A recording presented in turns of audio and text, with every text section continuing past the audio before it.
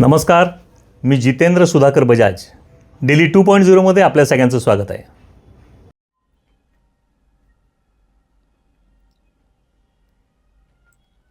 ठाणे जिल्ह्यातील सर्व महानगरपालिका, नगरपालिका आणि ग्रामीण भागाच्या हद्दीतील वाढत असलेल्या भटक्या श्वानांच्या संख्येमुळे नागरिकांच्या सुरक्षिततेबरोबरच सार्वजनिक आरोग्याचा प्रश्न निर्माण होत आहे. या पार्श्वभूमीवर भटक्या श्वानांसाठी ग्रामीण भागात वस्तीपासून दूर 4 ते 5 एकर शासकीय जागेवर सुसज्ज निवारा शेड उभारण्यात यावे अशी मागणी कोकण पदवीधर मतदारसंघाचे आमदार ॲडव्होकेट निरंजन डावखरे यांनी जिल्हाधिकारी डॉक्टर श्रीकृष्ण पांचाळ यांची भेट घेऊन निवेदनाद्वारे केली आहे. जिल्ह्यातील सर्व महानगरपालिका, नगरपालिका आणि ग्रामीण भागाच्या हद्दीतील रस्ते, चौक आणि सार्वजनिक ठिकाणी मोठ्या संख्येनं भटक्या श्वानांचा वावर वाढल्याने नागरिकांना विविध प्रकारच्या अडचणींना सामोरं जावं लागत आहे. विशेषतः ग्रामीण भागात या समस्येचे प्रभावी व्यवस्थापन करण्यासाठी स्वतंत्र आणि नियोजित निवारा केंद्रांची आवश्यकता असल्याचं आमदार डावखरे यांनी निवेदनात नमूद केले. भटक्या श्वानांसाठी निवारा शेड उभारण्याचा विषय यापूर्वी जिल्हा नियोजन समितीच्या माध्यमातूनही घेण्यात आलाय. तसंच जिल्ह्याचे पालकमंत्री यांनीही या संदर्भात आवश्यक कार्यवाही करण्याचे निर्देश दिलेत. त्यामुळे या विषयावर प्रशासकीय पातळीवर तातडीनं पुढील कार्यवाही करण्याची आवश्यकता असल्याचं आमदार डावखरे यांनी जिल्हाधिकाऱ्यांच्या निदर्शनास आणून दिलं. प्रस्तावित निवारा केंद्रामध्ये भटक्या श्वानांचं सुरक्षित संगोपन, लसीकरण, निर्विजीकरण, उपचार तसंच आवश्यक पशुवैद्यकीय सुविधा उपलब्ध करून देता येतील. यामुळे भटक्या श्वानांच्या व्यवस्थापनाचा प्रश्न अधिक शिस्तबद्ध पद्धतीनं हाताळता येण्याबरोबरच नागरिकांच्या सुरक्षिततेच्या दृष्टीनेही प्रभावी उपाययोजना करता येणार असल्याचं निवेदनात नमूद करण्यात आलं आहे. आमदार ॲडव्होकेट निरंजन डावखरे यांनी जिल्हाधिकाऱ्यांकडे ठाणे जिल्ह्याच्या ग्रामीण भागातील उपलब्ध शासकीय जमिनींपैकी ग्रामीण वस्तीपासून दूर 4 ते 5 एकर जागा तातडीने निश्चित करावी अशी मागणी केली आहे. नागरिकांची सुरक्षितता आणि सार्वजनिक आरोग्य या दोन्ही बाबी महत्त्वाच्या आहेत.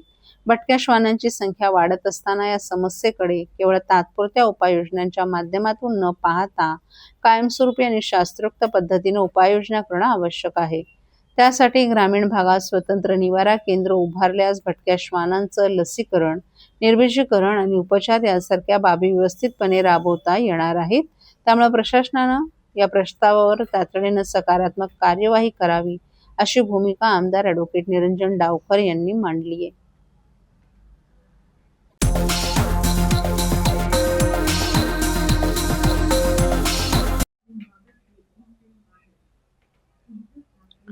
क्लस्टरला विरोध नाही, परंतु 5 पट वाढणाऱ्या लोकसंख्येला पाण्यासह इतर सुविधा कशा देणार? मनोज प्रधान यांचा सवाल.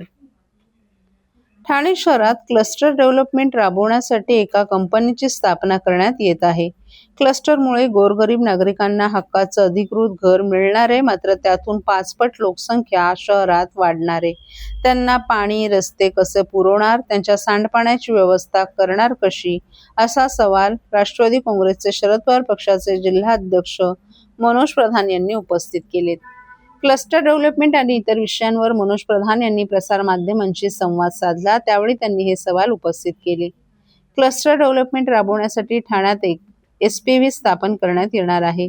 आम्ही क्लस्टरच्या विरोधात नक्कीच नाही. ठाण्यातील गोरगरिबांना, झोपडीत राहणाऱ्यांना, अनधिकृत इमारतींमध्ये राहणाऱ्या आणि ज्या धोकादायक इमारतींमध्ये जर क्लस्टर होत असेल आणि परत त्यांना त्यांच्या स्वप्नातील घरं मिळत असतील तर त्यास विरोध करायचं कोणतंही कारण नाही. मात्र या डेव्हलपमेंटसाठी साधारण 8चा FSI देण्यात येणार आहे. जर क्लस्टरमध्ये आपण 8चा FSI दिला तर भारतामध्ये एक रेकॉर्डच होईल. 1500 हेक्टर म्हणजे साधारणतः 3000 एकरच्या वर हे डेव्हलपमेंट होणार आहे. 4-5 वर्षांपूर्वी आपण हायकोर्टामध्ये आमच्याकडे पाणी पुरवठा मुबलक आहे म्हणून आम्ही नवीन, तर काही महिन्यांपूर्वी महासभेत आयुक्तांनी ठाण्यात 31 MLD पाण्याचा तुटवडा असल्याची कबुली दिली आणि असं असताना आपण जरी फेज वाईज आता 6 क्लस्टर सुरू केले असतील, परंतु 42 क्लस्टरमध्ये साधारणतः 3000 एकरवर घरांची निर्मिती केली जाणार असून 8च्या FSI जर बांधकाम केलं जाणार असेल तर 5 पट लोक ठाण्यात राहायला येतील. आज मितीला ठाणे शहरात आता जे राहणारे लोक आहेत त्यांना जर आपण पाणी देऊ शकत नसलो, त्यांच्या जर सांडपाण्याची आपल्याकडे सुव्यवस्था नसेल, आपल्याकडे रस्ते नसतील, तर 5 पट लोक या शहरात राहायला आली तर काय होईल? हा प्रश्न सगळ्या ठाणेकरांनी विचारला पाहिजे. अशा प्रकारचं क्लस्टर जेव्हा तुम्ही काम सुरू करताय, नागरी सहभाग याच्यात असावा. इतके मोठे प्रोजेक्ट आपण चालू करतोय, मग ते रिंग रेल्वेचा असो, तो अमेझॉनचा असो, ठाणे बोरिवली बोगदा प्रकल्प असो, उन्नत रस्ता असो, त्यामध्ये कुठेही नागरिकांचा सहभागच घेतला नाही, नागरिकांचं म्हणणं ऐकून घेतलं नाही. कुठेतरी हे थांबवा. आमचा क्लस्टरला विरोध नाही, परंतु आजूबाजूच्या लोकांचा विचार करावा. तुम्ही पुढे सोयी-सुविधा त्यांना कशा देणार आहात याचा विचार करावा आणि मगच सुरुवात करावी, असं प्रधान यांनी सांगितलं.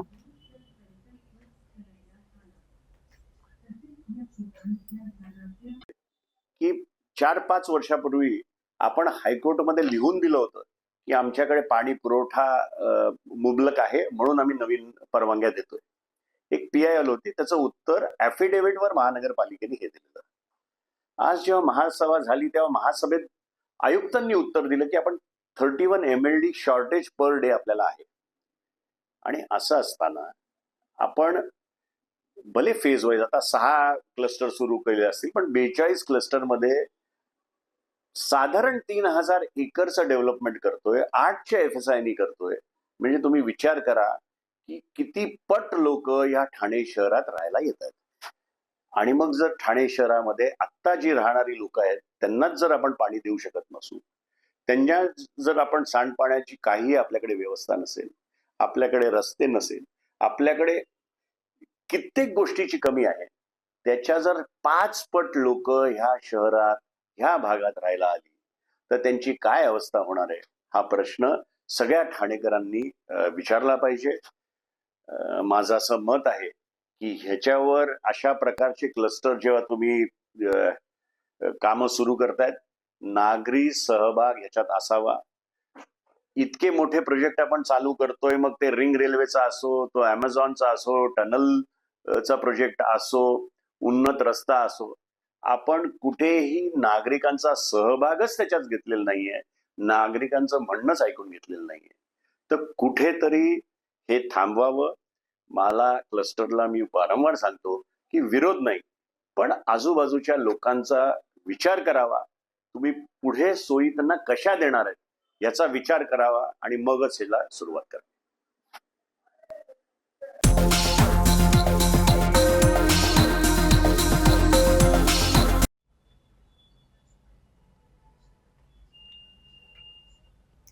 अहिल्यादेवी होळकर घाटाच्या माहिती फलकाचं अनावरण, आमदार निरंजन डावखरे यांच्या हस्ते उद्घाटन. पुण्यश्लोक राजमाता अहिल्यादेवी होळकर यांच्या पुण्यतिथी दिनानिमित्त धनगर प्रतिष्ठान यांच्या वतीने ठाण्यातील मासुंदा तलाव येथे पुण्यश्लोक अहिल्यादेवी होळकर घाटाच्या माहिती फलकाचं अनावरण सोहळ्याचं आयोजन करण्यात आलं होतं. या माहिती फलकाचं उद्घाटन आमदार निरंजन डावखरे यांच्या हस्ते करण्यात आलं. धनगर प्रतिष्ठानच्या माध्यमातून करण्यात आलेल्या मागणीनुसार आमदार निरंजन डावखरे यांच्या आमदार निधीतून मासुंदा तलाव येथील पुण्यश्लोक अहिल्यादेवी होळकर स्मारकालगत असलेल्या घाटाच्या फलकाचं सुशोभीकरण करण्यात आलं. तसंच येथे पुण्यश्लोक अहिल्यादेवी होळकर घाट असं नामफलक आणि अहिल्यादेवी होळकर यांच्या कार्याची माहिती देणारा माहिती फलक उभारण्यात आला आहे. पुण्यश्लोक अहिल्यादेवी होळकर यांच्या पुण्यतिथीचं औचित्य साधून या माहिती फलकाचं अनावरण करण्यात आलं. यावेळी समाजाचे नेते शंकरभाई विरकर, बाबासाहेब दगडे, संदेश कवितके यांच्यासह धनगर प्रतिष्ठान महिला मंडळाच्या सचिव गायत्री गुंड तसंच अनेक मान्यवरही उपस्थित होते. यावेळी धनगर प्रतिष्ठानचे अध्यक्ष दीपक कुरकंडे यांनी पुण्यश्लोक अहिल्यादेवी होळकर यांची मूर्ती आणि घोंगडे देऊन समाजाच्या वतीने आमदार निरंजन डावखरे यांचे आभार मानले.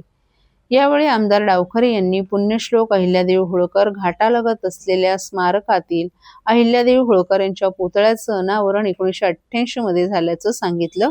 त्यावेळी आपले वडील स्वर्गीय वसंतराव डावखरे महापौर होते आणि त्यांच्या उपस्थितीत हा कार्यक्रम झाला होता.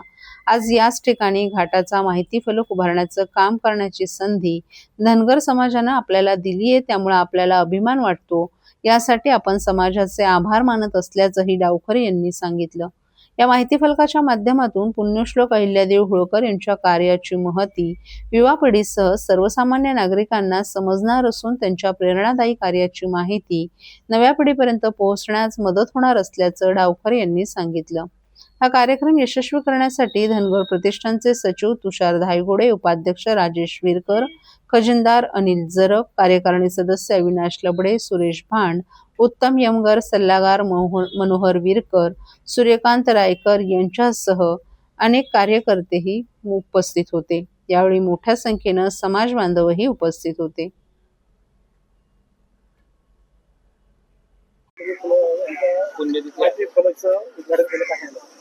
आज या इकडे पुण्यश्लोक अहिल्या देवींच्या साठी या इकडे जो माहितीचा एक दस्त या इकडे उभा केलेला आहे. निश्चितपणे ठाणेकरांसाठी हा तलावपाळीचा परिसर हा एक आपुलकीचा, एक आठवणींचा आणि एक मानाचं स्थान आहे. त्या तिकडे निश्चितपणे आपण बघतो की वर्षातनं दोन्ही वेळा समाजातली आणि वेगवेगळ्या घटकातली लोक आवर्जून या इकडे अभिवादन करण्यासाठी येत असतात. हे स्थान त्या दृष्टिकोनाने अतिशय महत्त्वाचं आहे. त्याचबरोबर 1988 साली डावखरे साहेबांच्या हस्ते या इकडे पुण्यश्लोक अहिल्या देवींचं पुतळा या इकडे अनावरण करण्यात आलं होतं आणि आज या इकडे या दस्ताचं मला माझ्या निधीच्या माध्यमाने करण्याची संधी समाजाच्या वतीने भेटली. मी खरंच स्वतःला भाग्यवान समजतो की समाजाने ही संधी दिली. त्याच्यासाठी मी मनापासून समाजाचे आभार मानतो. सर, आपल्या माध्यमातून सौर पुरुषांच्या माहितीवर या सगळे ठिकठिकाणी आपण हे कामं करतात, काय सांगायला? नाही, आपल्या भावी पिढीला आपला इतिहास माहिती असला पाहिजे आणि ज्याचा इतिहास हा उज्ज्वल असतो, हे ज्याच्या पुढच्या पिढीला माहिती असेल त्या पुढच्या पिढीचं तेव्हाच जाऊन भविष्य उज्ज्वल होईल.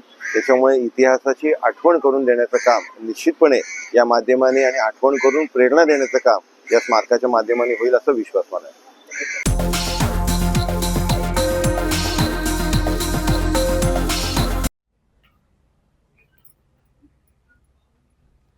तिरंगाच्या साक्षीने राष्ट्रभक्तीचा जागर, ओळा माजिवड्यात भव्य तिरंगा यात्रेचं आयोजन. स्वातंत्र्य दिनाच्या पार्श्वभूमीवर हर घर तिरंगा अभियानाअंतर्गत ओळा माजिवडा विधानसभा मतदारसंघात बुधवारी भव्य तिरंगा यात्रा काढण्यात आली. भाजपचे महाराष्ट्र प्रदेश सरचिटणीस तथा कोकण पदवीधर मतदारसंघाचे आमदार ॲडव्होकेट निरंजन डावखरे यांच्या प्रमुख उपस्थितीत वर्तकनगर येथे झालेल्या या यात्रेत युवा, महिला, विद्यार्थी, ज्येष्ठ नागरिक आणि भाजप कार्यकर्त्यांनी मोठ्या संख्येनं सहभाग घेतला. भारत माता की जय, वंदे मातरमच्या घोषणांनी परिसर दुमदुमून गेला. भारतरत्न डॉक्टर बाबासाहेब आंबेडकर यांच्या पुतळ्याला अभिवादन करून या यात्रेला सुरुवात झाली. हातात तिरंगा घेत नागरिकांनी परिसरातून मार्गक्रमण करत राष्ट्रभक्तीचा संदेश दिला. स्वातंत्र्याचा अभिमान, राष्ट्रीय एकात्मता आणि देशाप्रतीची निष्ठा अधिक दृढ करण्याचा संदेश या यात्रेतून देण्यात आला. हर घर तिरंगा अभियान केवळ प्रत्येक घरावर तिरंगा फडकवण्यापुरते मर्यादित नसून तिरंग्याशी जोडलेली देशभक्तीची भावना प्रत्येक नागरिकाच्या मनात रुजवणं हा या अभियानाचा उद्देश आहे. याच भावनेतून तिरंगा यात्रेच्या माध्यमातून नागरिकांना राष्ट्रप्रेम आणि राष्ट्रीय एकतेचा संदेश देण्यात आला.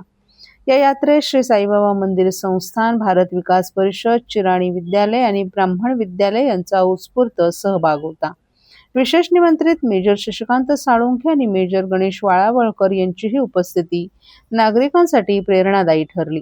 यावेळी आमदार ॲडव्होकेट निरंजन डावखरे यांनी नागरिकांशी संवाद साधला. तिरंगा हा देशाच्या स्वातंत्र्याच्या, शौर्याचा, त्यागाचा आणि राष्ट्रीय एकात्मतेच्या गौरवशालीचं प्रतीक आहे.